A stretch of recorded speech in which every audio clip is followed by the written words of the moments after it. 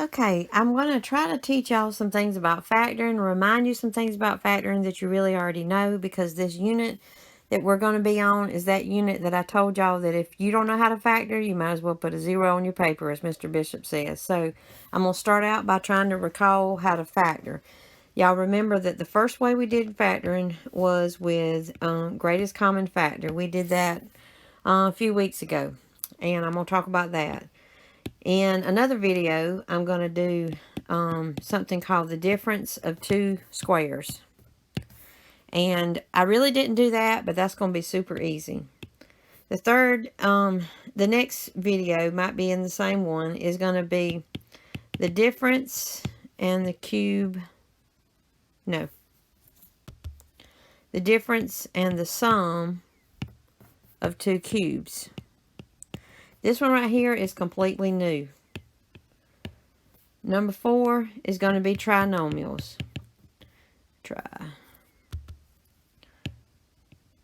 Trinomials. That's kind of like x squared minus 6x minus 18. Something like that. Plus 18. So, and we're going to try to factor those. So, I'm going to do, on this video, I'm going to go over just on how to do greatest common factor.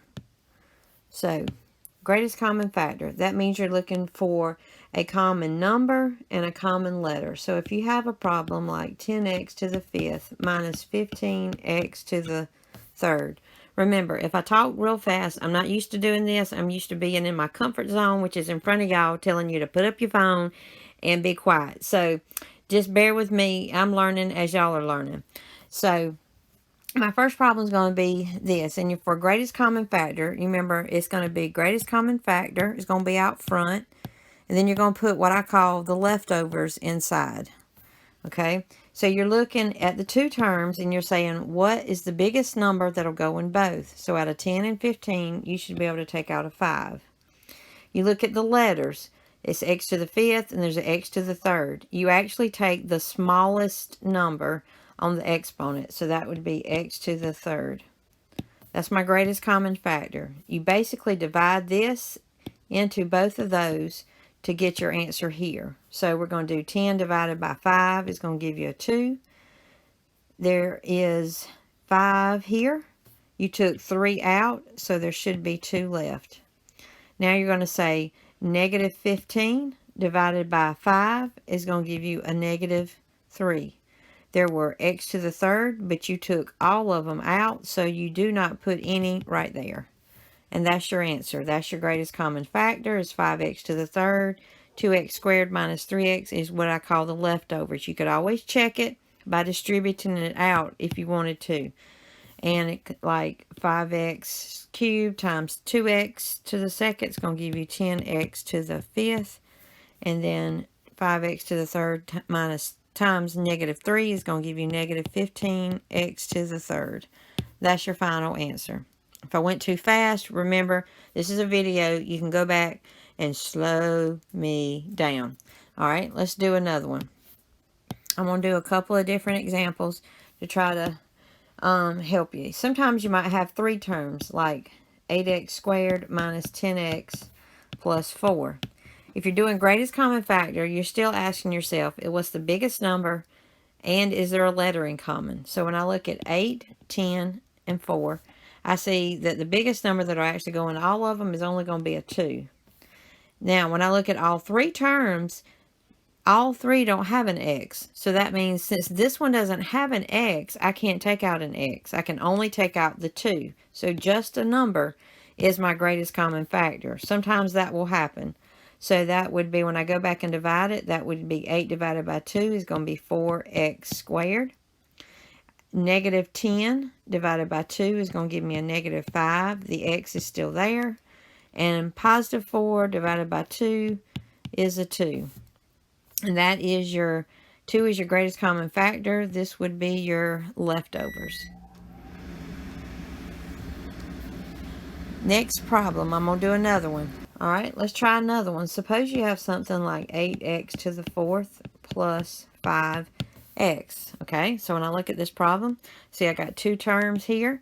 I'm looking for a common number. So out of 8 and 5, what's the biggest number that'll go into 8 and 5? Well, the only thing that's in common is a 1. So therefore, I'm not taking out anything because you remember 1 goes into everything. So you don't have a number in common. You look at the letters. There's an x to the 4th and there's an x. Remember I told you only take out the smallest number on the exponent. So that would be the understood 1 right there. So I'm going to take out just an x. When I take x out of the first term, I'll be left with 8x to the 3rd.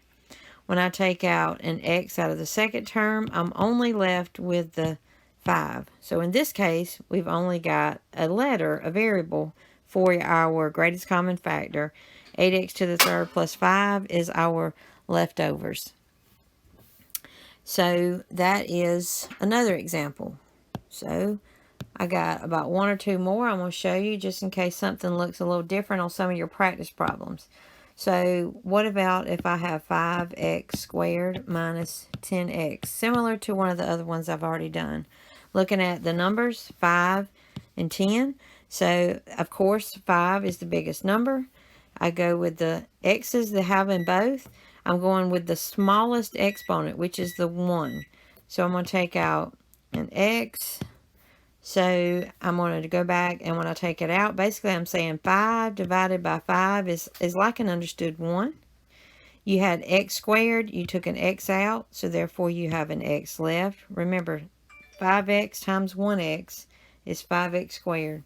On your second term, you're going to take 5 divided into negative 10, which is going to be a negative 2.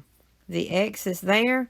We took it out right there, so therefore you don't need to put it back right there. So your greatest common factor is 5x.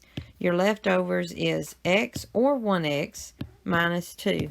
That's your answer. I got one more, and I think I'll be done with this one. So I have another problem. Let's try 8x to the 5th plus 4x to the 3rd. Okay, so when I look at this, I'm going to say, what's the biggest number?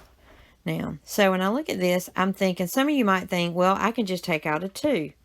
However, 2 does go into 8 and 4. I'm not knocking that. But the problem is, what's the problem with it? It's not the greatest. You want the greatest number, the biggest number that'll go into both of them. So even though 2 is a common factor, it's not the greatest common factor.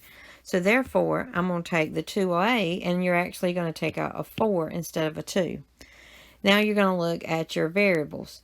So I got an x to the 5th. I have an x to the 3rd. Remember, you take the smallest exponent when it comes to the letters. So you're going to take out an x to the 3rd.